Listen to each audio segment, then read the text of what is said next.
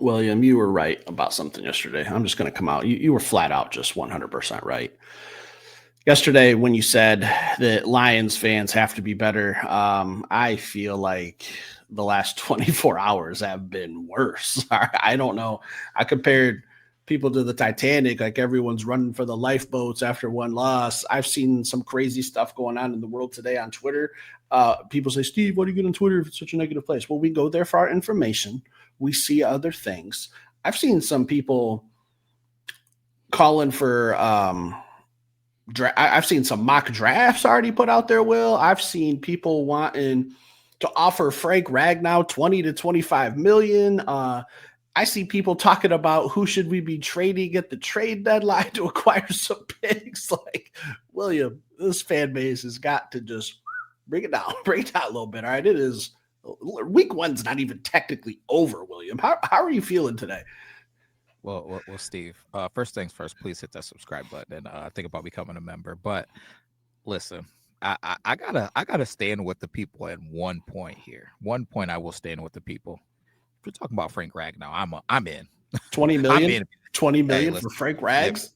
for one season, after what I just seen, for one season, Steve, for one season, Absolutely Steve, not. Come on now. buddy. You say that now. You say that now. Frank, listen, if it would be 25 mil for one season to get you off of that fishing boat when we got 40 mil available, get on off of that boat. But anyways, that's not even a thing. How am I feeling really? I wasn't panicking yesterday, so I still feel fine. It wasn't the outcome that I was looking for. Uh I'm not excited or feeling good by any means, but I feel okay. It's just 1 week of football. Steve, I took today and I watched every snap in abundance of times. And I do agree with what Coach Campbell said at the podium today and yesterday. It's fixable. It's fixable. Uh, there's some things that we just were near, it was near misses on. Again, like I said yesterday, I think the turnover situation with Alex Anzalone and BB. I think that would have changed some things, and I think things could have got interesting.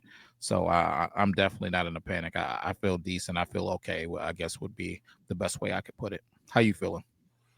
I am by no means like selling my tickets for the season or giving up hope. Like, it's literally one game, one bad game, one ugly game. We've gotten our butts beat before. Okay. Like, I think once a season we get our butts beat. And last year it was the Houston Texans. No difference was we found a way to come out and win that game, but we did not look good. Uh, the game against the Ravens a few years ago, we went on the road, got absolutely our butt spanked. I can remember, I think it was Brad and Dan's second season. We went to New England, got our butt spankings happen. All right, we took ours in week one. Okay, let's see how it. Let's give this 4 to 5 weeks before I start hitting the panic button. Now, I'm concerned. I'm deeply concerned, but I'm only concerned with one area of play, William, and that is the offensive line. Okay, because Brad, listen, I listened to or Dan, I'm sorry, I listened to the press conference today. He kept talking about MAs, missed assignments. There was a lot of missed assignments, William. There was a lot of, he said that there was a lot of confusion on them rotating and communications and the hard count. And I'm just thinking, okay, I can understand that. It's week one, a lot of new guys in the middle there, hostile territory on the road. But I'm thinking that shit's got to get cleaned up though, because we have a hefty road schedule. Like, we can't go say, oh, that's an excuse. We can just go on the road and, not play good offensive line football. So it's got to get cleaned up. That's probably my only true concern. And I think he kind of validated and made some sense for me as to why Jared Goff was checking down so much. And maybe I was a little too critical yesterday because all off season we talked about that playoff game last year against the Redskins or the Commanders, sorry, where we talked about how Jared had to be smarter with the football. Like, hey, don't make a bad play worse. I feel like that's what he was doing yesterday. All right, because I've seen some still shots from Brian Baldinger breaking down some plays, and checkdowns were really the only thing that was open. And when you're getting pressure right up the face, like William, I didn't watch every single snap to the extent of not wanting to throw up. But Jared Goff had more guys in his face than Bonnie Blue yesterday. Like, there was just an endless There it is. I had to sneak that one in there. You like all right. So there were some plays where he Baldinger broke it down, and it was really just the only option. Like he could have forced a throw. Is that what we want him to do? Do you want Jared Goff to start forcing throws? Because that's not going to be a high avenue of success. There's really just the offensive line, but the offense in total yesterday didn't look great, William. So that's really probably my only concern. Is it fixable? Yeah. Is it going to take some time? Yeah. Do we have a lot of time? No. Steve, are you nuts? Are you out of your mind? That's your only concern. That's my only concern. Listen, Steve. Listen, you know what? I'm here today. I'm here today to talk about who's to blame for this thing.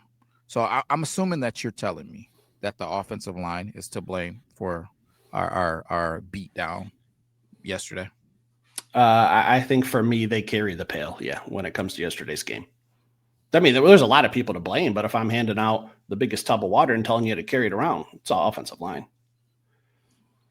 I think you're nuts. I think you're nuts. Absolutely out of your mind, Steve. There's a list of people, and I'd say that they're on the list. But when the blame game starts, I think it starts with Dan Campbell. Okay. It starts. That's where it starts. He didn't have us ready to play. And that's the bottom line. From an energy standpoint, the energy didn't feel good right out of the gate. The Packers were juiced up, ready to go, going nuts after they made a play, going nuts after they made just any play. It didn't even have to be anything crazy. They make a tackle, and those guys, they're going absolutely bananas. They were juiced, man. They were juiced up. We didn't look like that, and typically we do. Typically we got guys going absolutely crazy, and the intensity level was through the roof. I didn't see that. Didn't like it. And then I felt like once we saw their intensity, we didn't match their intensity. And there were some discipline issues. Brian Branch, discipline issue right there. Love BB, great football player. He got thrown out of Green Bay. I have the T-shirt, him flipping Green Bay fans the bird. Got thrown out of there. Got to control yourself, man. Got to be better. Those are the things that lose you football games. And I think it starts with the coach having us prepared. So the first finger that I'm pointing is at the coach that I love. Now, is he in a hot seat? Heck no. I'm here seeing all this stuff on Twitter. No, he's not in a hot seat. Do I think that he needs to be held accountable for not having us ready? Absolutely. Like, I mean, you're the head coach. It's kind of like being the quarterback. When things are great, you're the guy who they're just singing praise about you. But when things are bad, you and the quarterback are the first people that I'm looking at typically. So, Steve, when I start pointing fingers and I play the blame game, number one on my list is Dan Campbell for not having the boys ready to go. That's fair. That's fair because the coach gets praised and the coach gets crucified. Like that's the way it goes. It's the same thing with the quarterback. If he makes the plays, great. If he throws 5 interceptions but still wins a game, hey, he won the football game. Let's let it all go. So I can understand it, but I was referring to the offensive line when it came to actually playing. But yeah, I feel like it was hard for the energy to be matched because Green Bay was just making play after play after play. Like I didn't see the offense making plays in the first half. I didn't see the defense making plays in the first half. So in that regards, I feel like it's just hard to match energy if no one's making a play. Now, if Aiden Hutchinson had a big sack on 3rd and 9, maybe the energy shifts. Maybe there's something get a little juiced up about. But when Jordan Love's just sitting in the pocket throwing 20-yard dots without even blinking an eye, like hard to get energetic there. But we're a team that has been very successful the last 2 or 3 years. So I feel like at least pan the camera over to the sidelines and show me someone getting fired up over there because I'm with you. I didn't see too much. And Dan, when we do well, you're the greatest thing. Hey, we look forward to Coffee Mondays and all that stuff. But when a game like that happens, firm but fair, I would agree that he did not have the boys ready. He didn't seem very fired up, but I think that'll all change this week, William. I hope you're right. But until then, I'm pissed off and I'm upset with you, Dan. Please know that. And then coffee, Starbucks, he gets his double venti or whatever he does. Charge him double this week. But going on. Oh, easy now, Dan. I'll pick up the tab for a coffee or two for you. Come on now. No, he should be buying us coffee this week. We shouldn't be picking up his coffee. He should be buying us coffee. But I digress. Number 2 on my list, Steve, since your only offensive line, which is just absolutely loaded. I didn't say only offensive line. I said the biggest concern was the offensive line. Okay, well then I'm going to give you my number 2, and then we'll go to hopefully your number 2, 3, 4, 5, 6, 7, 8, 9, 10, 11. Oh, we don't have enough time to break down everyone. I don't have that many, but I do have. I think I got 5. I got 5 of them, and then you named one of them with the offensive line, so I got 4 other ones. But number 2 on my list is going to be Coach Morton. Bottom line, Coach Morton. I understand the ebbs and flows of football games, and sometimes you can get behind the sticks, and it makes it tough to call plays. But the bottom line is, you had a whole offseason to prepare for the Green Bay Packers, a whole offseason.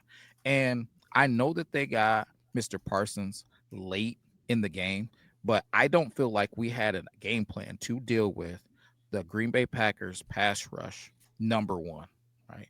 We did not have a game plan for Green Bay in general and Micah Parsons. When I watched what the Green Bay Packers did to Aiden Hutchinson, at one point, Aiden, at halftime, he had to go to the bathroom, and there was 3 Green Bay Packers in there with him. Like, listen, hey, I'm going to make sure you don't get in this door by yourself. Hey, listen, you're not going into the bathroom by yourself. You're not going in the stall by yourself. I'm going to block you, chip you, punch you, push you before you can go relieve yourself. Anywhere he went, he was getting just dealt with by multiple people, man. He didn't do anything in peace. And it was perfect because he was pretty much a non-factor in the game. And I'm seeing all of these things on Twitter, Steve, questioning how good of a player he is, questioning training camp, that people really see what they thought they saw. Is he really as good as we think that he is? Yes, he is. The Green Bay Packers had a phenomenal game plan. I watched every single Hutch snap today, and they were chipping him with tight ends, with it was guard tackles, it was running backs, it was running away from them, it was everything that you could think of to deal with Aiden Hutchinson and take him out of the game and just dare other players to be successful is what they did, and they did a great job of it. So I have to tip my hat to them, and then I have to say, Coach Morton, you had the same thing. You had a full offseason to prepare for one team, right? This is the easiest week to come out and show success. So I'm not overly excited, or my mind isn't overly blown for the Green Bay Packers. It's the easiest week to prepare. You have months and months and months and months and months and months to since prepare. May when the schedule came out. Now you got what? They play on Thursday. They got a short week to prepare for their next game. Let's see if they can do it again. Then maybe I'll be impressed if I see them come out and have a good showing on a short week when you don't get as much time to prepare for a team. So yeah, you should go out and have a successful drive on the script that you've been working on for months.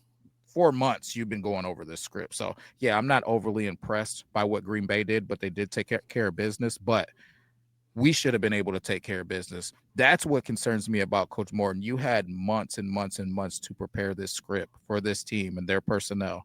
They added Micah Parsons to it, but he was only out there for, I believe, 29 or 27 snaps of it. In the 29 or 27 that he was out there, a lot of those things were impactful and they disrupted plays. So we need, moving forward, when teams have a phenomenal pass rusher, I need to see us do a better job of neutralizing that guy and having a game plan for him, because it was not pretty what I saw. Steve, what is your comfort level or discomfort level with Coach Morton? I got to give him some time. I can't hit the panic button in week 1, but I'll say that my level of concern, I'm a solid 6, William. I'm a solid 6. I think you said it. I can't remember when, but it's been a minute. There's no time to start slow with the schedule. We got a slow start on offense. Like, I call that a 13-point shutout. Like, yeah, we scored 13 points, but the touchdown was a garbage time. 2 field goals weren't really doing much for you. That would look like a shutout if I've ever seen one. But Will, you said something, and shame on you, Will. Absolute shame on you for thinking that my list was only the offensive line. I don't even know how to present this. I know I'm getting ready. There's probably a cross burning in my front yard after I say this immediately, but I think Brad Holmes has to take a little bit of this blame too, okay? Because the Frank Ragnow thing, there's rumors, and I can't confirm it. I don't know that the organization knew about Frank's retirement or his pending retirement right around or a little bit before the draft night. So if we knew that we were losing an all-pro center, I feel like during free agency, maybe we should have went and got a guy like Drew Dalman. Maybe replace a Pro Bowl center with a Pro Bowl center and just keep this train chugging along. Maybe it should have been a deeper concern to get a true center in the draft, because what I saw from Graham this past Sunday was not ideal. That's me being very, very nice. When I look at some of the acquisitions and what Brad did to bolster the lineup, that's great. The offensive line is what's going to turn this team. All right. When you talk about Aiden Hutchinson being triple teamed, chipped, pushed, clipped, throwing everything at him but the kitchen sink. And we didn't address pass rush a little bit more because I didn't see much from Hutch. I didn't see much from Davenport. I actually saw a stat that Jake Bates had more tackles than Aiden Hutchinson today. Your kicker had more tackles. That's not an opinion. It's a fact, and it's a concern. Now, if you're getting triple teamed, I get it. That should mean that there's 3 other players on the defensive line that should be winning their matchups, and they weren't. I know we got Tyleik Williams. Maybe we could have done a little something in free agency. Maybe we could have taken a chance on some of these questionable marks in the draft that were freak athletes that Brad just didn't want to address. And I'm not putting Brad and Dan on that Carlos Menaez train where he was talking about a hot seat. I'm just trying to have a little criticism and open a little dialogue here. Don't come to old Stevie P's house banging on the front door yet. But hindsight is 2020. We've seen a lot of things, and we go back and we look at some things that have happened, and we say, man, Frank retiring, when did they know? Could we have addressed it sooner? Because Glasgow didn't look great last year at guard, so we moved into a more important piece, and he looked worse. So I'll tell you this, my leash for Graham on Sunday and going forward is very, very short before I'm looking on the sidelines and I'm seeing when Kingsley's starting to warm up. Well, period. I can't argue it. I'm looking at the PFF scores right now, and he was the lowest graded player on our team. He was at a 42.2. Next behind him, though, was DJ Reader, which I don't really understand when I watch the film. So I got to break that down a little bit. But yeah, Graham, 43.2 PFF score. And I will say, when I watched the film, it didn't look as bad to me as PFF scored it. But what I did notice is this. Those guys are capable of running guys off of the line of scrimmage. They are capable of that. What I noticed and what I'm worried about moving forward with this Green Bay defense is our lack of ability to match their athleticism. So when I watched the combo blocks, running guys off of the line of scrimmage, running D linemen off of the line of scrimmage, running linebackers that lined up on the line of scrimmage off of the line of scrimmage, we were physical, we were powerful, we got busy, we got to the business. But when it was time to come off of those combo blocks and deal with safeties or Edgerrin Cooper, Steve, Quay Walker, they were too athletic and too agile in space for our linemen to match their athleticism and physicality. They were giving those guys moves, getting them off balance, and then ripping through them, bodying them, or running by them. It is a concern for me moving forward because the Green Bay Packers are going to have athletic, speedy, plus physical guys for a long time. They're young. Edgerrin Cooper, Quay Walker, Rashawn Gary, Micah Parsons. These guys can run. Isn't that kind of what Steve and Will were preaching the whole offseason? We wanted some athletic freaks in the draft. We wanted some trench warfare. We wanted some guys to make this defense faster. I'll tell you what, I think naked eye, maybe hot take, and I hate saying this. I kind of want to throw up even just thinking of it, but I think the Packers have the most athletic defense possibly in the NFL. And we have to face it again. They do. There's no question they do, but I also believe that there's a space to just body them. They can get bodied. But we have to be better about coming off of combo blocks and getting to that backer. Because if we can't get to that guy in space, they were just wrecking things. We were getting the combo block. We were running them off the line of scrimmage. And when it was time to come off and get Quay Walker, he was skipping right through, man, like doing his thing. They were coming downhill, flying around. Edgerrin Cooper flying around. When we came off them combo blocks, Steve, it was not a problem for those guys to do their thing. So that was the thing that I saw that we need to make an adjustment on. We need to figure that out. If we do, will be just fine. But again, this is why I said that you cannot play a team like the Green Bay Packers from behind, because those athletic freaks are going to pin their ears back and do their things. Now, when I look at the Detroit Lions D line, I see the opposite. I see guys that are going to win the line of scrimmage and be physical and stop the run. When I'm looking at Marcus Davenport, was he a pass rusher? Hell no, he wasn't. But was he physical at the point of attack? Hell yeah, he was. Talik, hell yeah, he was. DJ Reader, hell yeah, he was. Aiden Hutchinson, hell yeah, he was. If you can keep this a game to where it's nasty and gritty and it's in the trenches and it's run and it's, we're going to be tough. But if it turns into a game to where we have to pass rush you, I didn't see it week one, and I'm not sure how we're going to create that. I'm interested to see how Coach Shep creates a pass rush. Is he going to start to blitz? Is he going to start to get creative in the stunt game? I don't know, but it's something that he definitely is going to have to figure out. Now, did we come out in the second half and play tough? We did. So that's why he's not at the top of my list. But that first half was a concern for me, but I did like the way that he fixed it. So Steve, where else we going? Where else we going on your list of things? It's just not a lot of time in the day, William. There's not a lot. Those are my big two. Brad Holmes, offensive line. Sitting back and being able to digest it a little bit today, I want to take a little bit off of Jared Goff. I called him Joey Harrington yesterday. That was probably a little out of line. So I had to take that one back because seeing it, watching other people break it down who are way better football minds than me and explaining, hey, this is why no one's open. It's because the Packers are just sitting on these short routes, and that's all the Lions are doing. They're turning this into a scramble drill, the Packers are. And Jared Goff ain't a scramble master. So if he's getting the ball out fast and on time, no one's open, got to check it down. So maybe a little bit of offensive creativity, but it's kind of hard to get creative. And like Brad was, or Dan, I keep saying Dan and Brad, getting them mixed up today. But what Dan was saying at the podium was we had some stuff drawn up. We didn't have the time to take shots downfield. So I can kind of understand that. I feel like he gave the perfect coach's answers today.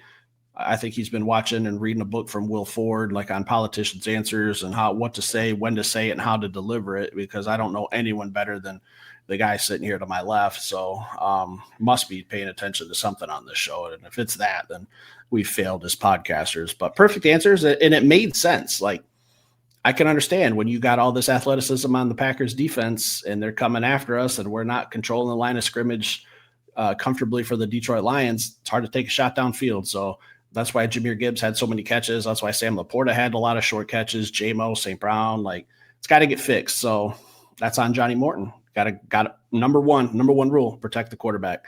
Number two, you can start playing some football. Number three, then you can start getting cued if a lot of things are working. So I don't feel like we took care of the first rule. So the other two kind of fell by the wayside, unfortunately, but got to get it cleaned up because Dan said something very, very interesting in his press conference today. We have to win Sunday. And I couldn't agree more. Yeah, I heard that as well. I don't like it though, but we need to win. I don't think we have to, but Steve, I got a couple more people on my list. You got a whole list. Like, Jesus, how long is this list? It's a couple more. I don't think Moses had a list this long for letting animals on the ark, if I'm being honest with you, Will. But where are we going? Hey, listen, man, I got to hold people accountable. The next person on the list, bottom line, is Coach Hank Fraley. Listen, maybe spend less time cross training guys and get them squared up on their job. And I know there's a reason, a rhyming reason why he's cross training guys, and he's a great coach, and other people wanted him, yada yada yada. But he hasn't had to deal with young guys recently. He's had veterans. Kevin Zeitler was a veteran. He came in knowing what he was doing. He wasn't coming in to learn. You know what I mean? Penei Sewell, generational talent. Taylor Decker was squared up when he got here. You know what I mean? Graham Glasgow, he knew what he was doing. He's a veteran. He knew what it was, man. So as we've gone through some of the guys that he had, they were supremely talented dudes who he didn't have to take from scratch. Now he's taking guys from scratch. Frazier from scratch. Tate Ratledge from scratch. Christian Mahogany from scratch, man. So we're going to see what you're really about now. Who are you as a coach, man? You got to take a young rookie. You got to, hey, wipe his little bottom, change his diaper, and get him ready to become a man. Right. Show me, coach. Show me. Maybe we need to look at some of the things that we do. No, I'm not here to question him, but I am a little bit concerned at what I saw. Miscommunication. How long is it going to take us to fix it? Coach Campbell was asked that question today. How long do you think that it's going to take? He said, we can't judge these things. Maybe it takes one game. Maybe it takes 3-4 weeks. Maybe it takes a season. I don't know. What I do know is we're going to try to get exponentially better this week. So it's something that I'm going to keep an eye on. Listen, Hank, if you are a phenomenal coach, we need to get this done. If we don't get it done and we can't run the football, we don't have a chance. That's who we are in Detroit. We're running the football at your face. So, Coach Hank, listen, you're on this list. Now, there's one, and then there's a bonus one that's really quick, Steve. This one is actually kind of quick. Alex Anzalone's on the list. Listen, I'm not here to hammer Alex Anzalone. I love him. I love him being a Lion. I love the whole Thor, the hair, the locks, the everything about getting juiced up, the energy, everything. But Alex, you spent this offseason doing a lot of Twitter typing. You did. When it came time for you to use those hands for something else, getting an interception, we didn't take care of business. I want to see you get paid. I want to see you be a Detroit Lion. You got to make that play if you want to get paid. You make that play, you can plead your case. Let's see. This is why I need that check, right? Because this is the things that I do. This thing was a dumpster fire. This thing was just going down as just a horrible day for the Detroit Lions. And then I got this pick and turned things around. That was a perfect opportunity for Alex Anzalone to show the world, listen, I'm one of the best linebackers in the league. You guys need to pay me and stop playing games. Fumbled the bag right there. So great thing about it is we'll have way more opportunities. So Alex, next time I need you to stand on business, get that pick, and show that front office that they need to pay you. Steve, how you feeling about Alex? Where you at? I'll tell you this, William. I'm scared to ever drop an interception in your presence again because I know you're still hammering Kendall Vildor for a drop 2 years ago. My man Alex can't catch a break, catching not even a stray out here, just straight up put on the list. I got to mention a name you said, and it was in my notes. I glanced over it on accident. Don't know why, but right when you said Kevin Zeitler, that's another Brad Holmes guy that he just let walk out the door for $9 million to the Tennessee Titans. And I've been to Tennessee. It's great. I don't think Zeitler went there to win a Lombardi trophy anytime soon because the Titans had the number 1 pick in the draft. So maybe that's another guy we could have kept on the offensive line and bought ourselves a little bit more time for an affordable price. Anzalone, Hank Fraley.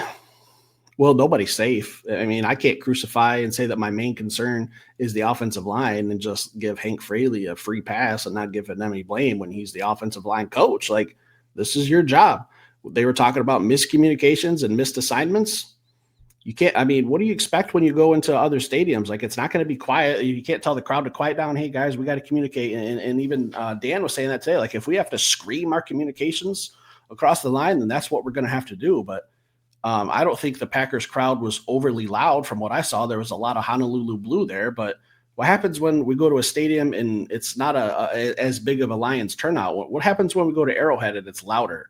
How's the offensive line going to communicate? Like, I thought that was kind of an excuse. Like, what did you guys expect? That should have been stuff that should have been cleaned up in practice months and months ago, communications. And I don't know, I feel like we were fed a bone because I feel like a lot of the coaches and everyone was getting up in front of the cameras after practices and saying, oh, this looked really great. Like, you know, the secondary, they haven't had a blown communication all day, and the offensive line, same thing. And then first game, we're like, well, I've counted about 5, and that's just in the first half. So I don't know. I think for me personally, I'm taking a step back from what I hear and see coming out of practice from some of these beat writers, because I feel like, you know, most of them, not all of them, are paid by the team to say certain things, and they have to be very, very careful about what they put out. So I'm going to be more of a let me see it on the field type of guy from now on until I can judge with my own 2 eyes. But, well, you're not wrong. Like, I can't be mad at you for being mad at anyone because it was an ugly game. I can't say, wow, like this player really stood out and he was a superstar. Like, no one played good. I hope that they take it all to heart this week and they come out and the Bears are in trouble, because I think you're going to get a pissed off Detroit Lions team on Sunday. Steve, number 1, again, are you nuts? Isaac Tesla. 1 catch. 3 reps. I mean, yeah. 3 reps. Oh, he was on the field for 3 plays. He's on the field for 3 plays. 3 plays, 1 touchdown. Speaking of which, one target, 1 touchdown. What are we talking about? Someone brought something to my attention. Are you getting that Isaac Tesla jersey on Sunday? Because you said if he got a touchdown in Lambeau, you're going to go get that custom made and do a giveaway. You're damn right I am. I'm a man of my word. Man of the people. Man of the people. 1,000%. I'm a man of my word. And I'm glad to do it. I'm excited about it. That catch was freaking amazing. He better get some targets this week but we're late in this thing. Just know that I'm going to stand on business and I'm going to take care of that. But last on this list is kind of a bonus one. It's kind of a bonus one. Stephen A. actually gave up the sauce today. I don't know if you saw what Stephen A. said, but I I try am in not to the watch him as much as reasonably possible, and I've been doing really good for about 5 years now. So where are we going? Where are we going with Stephen A? listen. He mentioned something, and it's something that's kind of been floating around my head for a long time. If you know, for years I've been talking about this guy, and he showed up and he showed out. None other than Tanner Inkstrand. Tanner Inkstrand. So, talking about Tanner Inkstrand, I'm not a big, or I wasn't a big believer in the throwing ability and the offense running ability of Justin Fields. I thought that there was a potential there. I thought that he deserved a shot, but I was by no means expecting him to do what he did in week one. And who's his OC? Tanner Inkstrand. Who did I tell you for the last couple of seasons that I thought was going to be a no-brainer to replace the Chicago Bears coach? It was Tanner Inkstrand. So this is the whole Detroit Lions front office, right? Because I don't know who ultimately made a decision to go with Coach Johnny Moe. And I'm not here to condemn Coach Johnny Moe or anything to say that it's over or I'm not still excited about him. I am. I think that we're going to be fine. We're going to have some success. We're going to bounce back for this. But the rumors said that Coach Inkstrand played a major role in helping the Chicago Bears coach do the things that he did. The rumors were Tanner Inkstrand also offers some of that genius type thought processes with the X's and O's. And we let him walk out of the building as well. I'm sure that if the Detroit Lions would have went after